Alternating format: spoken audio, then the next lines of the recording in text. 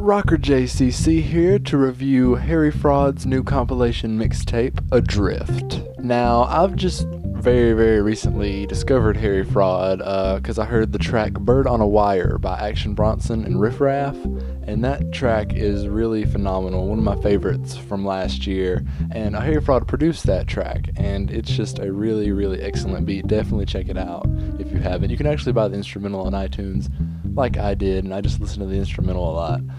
So definitely check out that track. So I love that track so much, the production on it. I just looked into him more, and it turns out that he's the primary producer for French Montana and his crew. And I guess that kind of explains why I wasn't really aware of a lot of his work.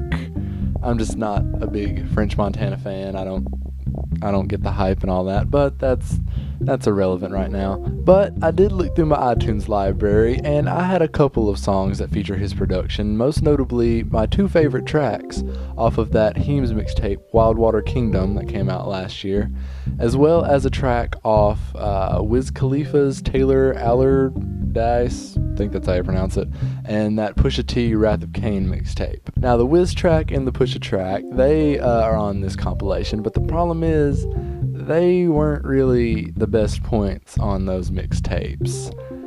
I mean, the beats were good, but the MCs just didn't do enough, in my personal opinion, for those tracks. And that whole syndrome plagues this whole compilation, really.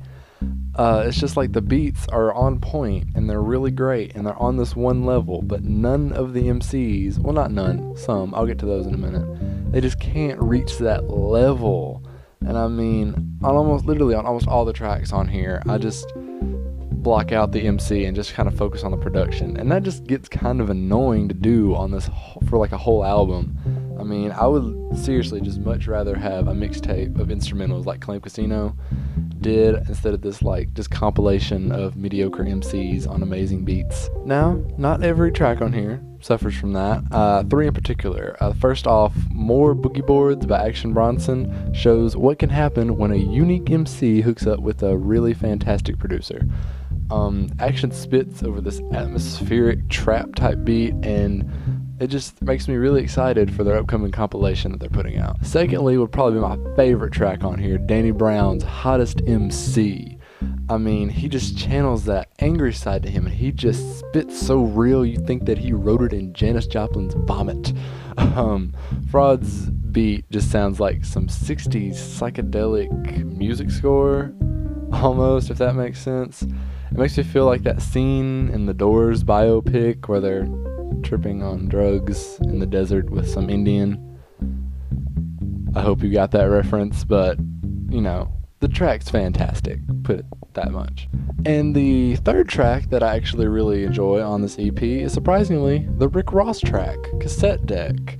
He and the guest MCs, like Bun B, who's my favorite guy on that track, they just do exactly what that beat calls for. It's just a nice jazz and vocal sample that Fraud puts together, and I really enjoy it. And I mean, there were a couple others that were alright, like the Wiz and Juicy Dre one, and the Mac Miller tracks.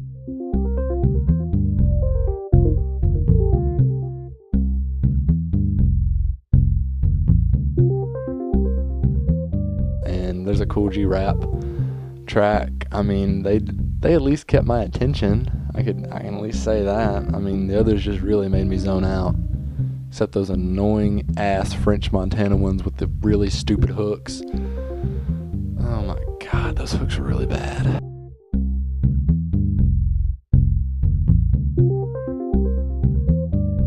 That was just, I'm sorry, I hated that track. But in conclusion, I would call this mixtape disappointing, I guess, because you just don't understand, like, the Action Bronson and the Danny Brown tracks and the production that I had known from Harry Fraud just got me really excited for this. But all the other MCs, they just don't do the beats justice at all, and I absolutely hate it when that happens.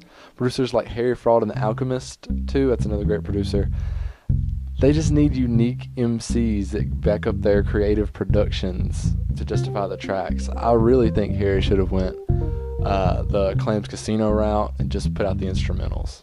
But I mean, hey, his decision. If you're a production head or you just really enjoy French Montana and Friends, I would give this a listen. The link's in the description, the Dat Piff link.